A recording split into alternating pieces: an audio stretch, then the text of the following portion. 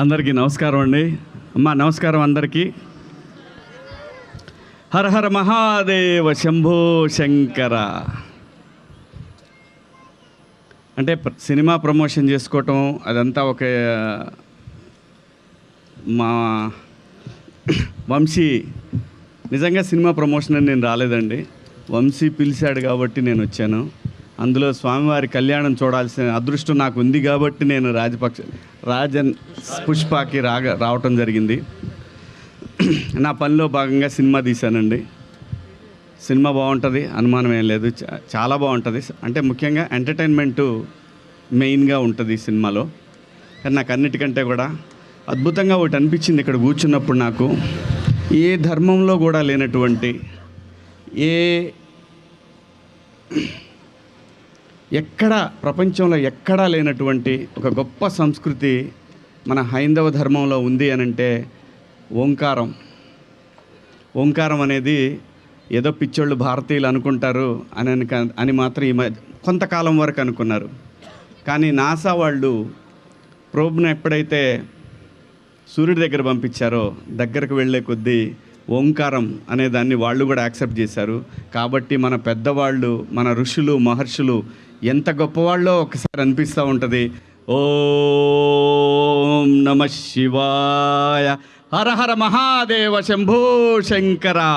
హర హర మహాదేవ శంభో శంకర. ఏ మతంలో కూడా, ఏ ధర్మంలో కూడా లేని ఒక గొప్ప విషయం.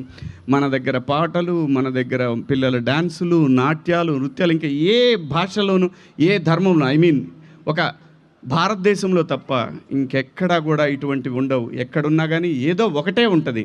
కానీ ఈ ఒక్క సనాతన ధర్మంలోనే రకరకాల పాటలు, రకరకాల దేవుళ్ళు, వందల వేల చెట్టుని, పుట్టని, గొడ్డుని, గోదని అన్నిటినీ దైవంగా భావించే ఒక్క ధర్మం సనాతన హైందవ ధర్మం. ఇలాంటి ధర్మంలో పుట్టినందుకు నేను చాలా గర్వంగా ఫీల్ అవుతున్నాను. చాలా చాలా గర్వంగా ఫీల్ అవుతున్నాను నేను ఈ ధర్మంలో పుట్టినందుకు. అన్ని మతాలను గౌరవించే ఏకైక ధర్మం హైందవ సనాతన ధర్మం. ఇది ఇంత గొప్ప ధర్మం ఈ భూమి మీద, ఈ భూమి ఉన్నంతకాలం ఒకవేళ ప్రళయం వచ్చినా కానీ నిలబడే ఒకే ఒక్క గోళం భారతదేశం ఉన్నటువంటి కాశీ లాంటి పవిత్ర క్షేత్రం అనేది సనాతనంగా ఎప్పటి నుంచో మన ఋషులు, మహర్షులు అందరూ చెప్తున్నారు. కాబట్టి హైందవ సనాతన ధర్మంలో ఉన్న గొప్ప విషయం ఒకే ఒక్క విషయం, కైండ్నెస్, జాలి, దయ పక్కవాడి పట్ల. మనందరికి కూడా ఏమైపోతుందంటే విపరీతంగా పక్క వాళ్ళతో కంపేర్ చేసుకొని బతకాలనే ఒక పరిస్థితిని మనందరం అలవాటు చేసుకుంటా ఉన్నాం. ఆనందాన్ని మిస్ అవుతూ ఉన్నాం. ఇవాళ 100 రూపాయలు సంపాదిస్తే రేపు 200 కోసం ఆలోచిస్తున్నాం.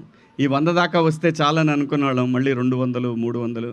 ఈ ప్రాసెస్లో పిల్లలతో గడిపే సమయం, అమ్మా నాన్నతో, అంటే ఒక 90-80 ఏళ్ళున్న అమ్మా నాన్నలతోటి గడపాలనేటటువంటి ఒక ఆలోచనను కూడా మర్చిపోతూ ఉన్నారు అందరూ. వద్దు, డబ్బు కంటే ఆనందం కుటుంబంలోనే ఉంది, బంధువుల్లో ఉంది, ఫ్రెండ్స్లో ఉంది. ఈ ఆనందాన్ని వదులుకోకండి దయచేసి. నాకు చాలా అనిపిస్తూ ఉంది ఈ మధ్య, నాకు 50 దాటిన తర్వాత నాకు చాలా అనిపిస్తూ ఉందన్నమాట. అమ్మతో ఎక్కువసేపు గడపాలని, బంధువులతో గడపాలని. ఇది డబ్బులో లేదండి, ట్రస్ట్ మీ. ఈ మహాశివరాత్రి పర్వదినాన ఎందుకో నాకు చెప్పాలనిపించింది. సినిమా అదే, బాగుంటే ఆడుతుంది, లేకపోతే లేదు, అది పక్కన పడేద్దాం.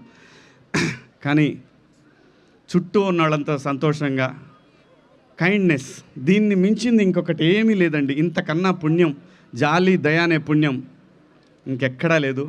హర హర మహాదేవ శంభో శంకర. మీ అందరూ బాగుండాలి, మీతో పాటు దేశం బాగుండాలి, దేశంతో పాటు రాష్ట్రం, మనం అందరం, దాంతోపాటు నా సినిమా కూడా డబ్బులు రావాలి. అంతా థ్యాంక్ యూ సో మచ్ అండి. మీ అందరినీ కలవటం, ఆ పరమశివుడిని ఈ రోజున నేను దర్శించుకోవటం నాకు చాలా ఆనందంగా ఉంది. ఈ అవకాశం కల్పించిన మా తమ్ముడు వంశీ, చాలా ఒక 20-25 ఏళ్ళుగా తెలుసు వంశీ నాకు.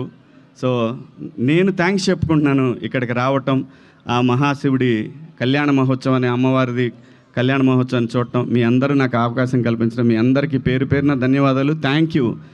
ఓం నమ శివాయ. ఓం నమ శివాయ. ఓం నమ శివాయ. థ్యాంక్ యూ అండి.